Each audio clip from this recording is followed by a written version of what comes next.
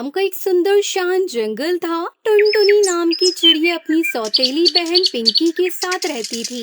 टुनटुनी एक मासूम और मेहनती चिड़िया थी, लेकिन उसकी सौतेली बहन बिल्कुल अलग थी, लालची और चालाक और अत्याचारी। उसका जीवन दुखों से भरा हुआ था। उसके पिता की मौत के बाद उसकी माँ ने भी बीमारी में अपना दम तोड़ दिया। उसके बाद से पिंकी ने टुनटुनी पर अत्याचार करना अपना शौक बना लिया था। पिंकी का एक ही मकसद था, कैसे भी करके अपने जीवन को सुखमय बनाना, चाहे टुनटुनी को मजबूर करके काम करवाना पड़े। टुनटुनी का जीवन बस उनकी बातों को मानने और काम करने में ही बीतता था। एक दिन जंगल में खबर फैली। सरपंच जी ने घोषणा की थी कि जंगल में सफाई करने के लिए किसी को रखा जाएगा और सफाई करने वाले को अच्छे पैसे दिए जाएंगे। पिंकी ने ये बात सुनी तो उसने तुरंत एक चाल सोची।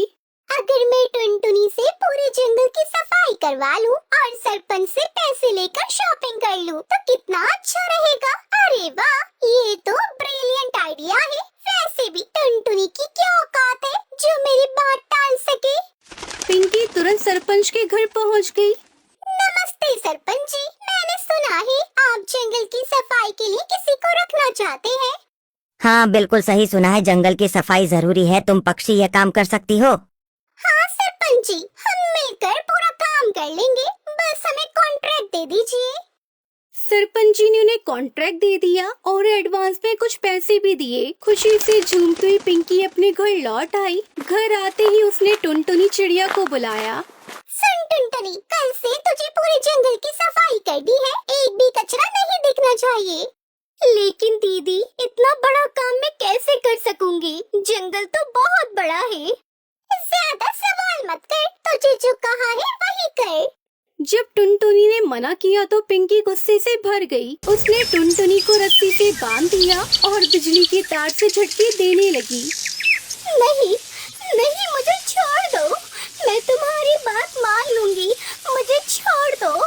अगले दिन से टुनटुनी ने जंगल की सफाई शुरू कर दी। दिन भर काम करती उसे उसका बदन टूट जाता, लेकिन उसकी सौतेली बहन ना मदद करती और ना खाना देती। एक दिन टुनटुनी थक कर एक घर के दरवाजे पर पहुंचती है। वहां उसका सामना कालू कौवे से होता है। भैया, मुझे बहुत भूख लगी है, कुछ खाने के लिए दे दीजिए। तुम तो बहुत परेशान लग रही हो। आओ अंदर चले आओ, मैं तुम्हें खाना खिलाता हूँ। कालू ने टुनटुनी को पेट भर खाना खिलाया और उसे उसकी परेशानी के बारे में पूछा। टुनटुनी ने सब कुछ बता दिया, कैसे उसकी सौतेली बहन उसका फायदा उठाती है और कैसे उससे दिन रात काम करवाती है। तुम्हें पिंकी के जुल्म के खिलाफ खुद ही के लिए खड़ा होना पड़ेगा। मैं तुम्हें सिलाई का काम सिखाऊंगा। कालू के शब्दों ने टुनटुनी को नई उम्मीद दी। कालू ने उसे सिलाई का काम सिखाना शुरू किया। कुछ ही दिनों में टुनटुनी चिड़िया ने सिलाई सीख ली। लेकिन एक दिन जब टुनटुनी कालू के घर सिलाई कर रही थी, तब पिंकी ने उसे देख लिया। तेरी हिम्मत कैसे हुई हमसे पूछे बिना सिलाई करने की? देख मैं क्या करती हूँ। मैं अपने लिए कुछ कर रही थी। मैं अपने भविष्य के लिए सोच रही थी पिंकी दीदी। बेवकूफ मत बना, इस सिलाई का फायदा हमें होगा। चल, अब तुझे हम एक दुकान पर बिठा देते हैं। पिंकी एक सिलाई की दुकान खोलती है और टुनटुनी को वहाँ बिठा देती है। टुनटुनी पूरे दिन पक्षियों के कपड़े सिलती, लेकिन पैसे पिंकी ले जाती थी। टुनटुनी के पास ना नए कपड़े थे और ना ही सुकून। एक दिन टुनटुनी दुकान पर काम कर रही थी, तब वहाँ एक सुंदर परी आई।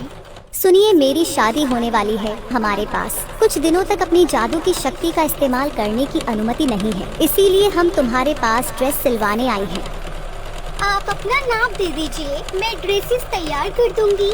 उसने टुनटुनी को नाप दिया और एक पता भी दिया जिसमें उनका एड्रेस लिखा था। टुनटुनी ने काम शुरू किया। जब पिंकी ने उन ड्रेसेस को देखा तो उसने तुरंत एक और चाल चली। मैंने सुना है परियों के पास जादू की शक्ति होती है और उनके पास जादू छड़ी होती है। मुझे उनसे वो छड़ी चुरा लेनी चाहिए। हाँ, उनकी जादू की चीजें भी अपने पास रख लूंगी। अगले दिन पिंकी उन ड्रेसेस को लेकर परियों के एड्रेस पर पहुंच गई। वहाँ एक केले का घर था। सुनिए, मैं परी बहन के लिए ड्रेसेस लेकर आई हूँ।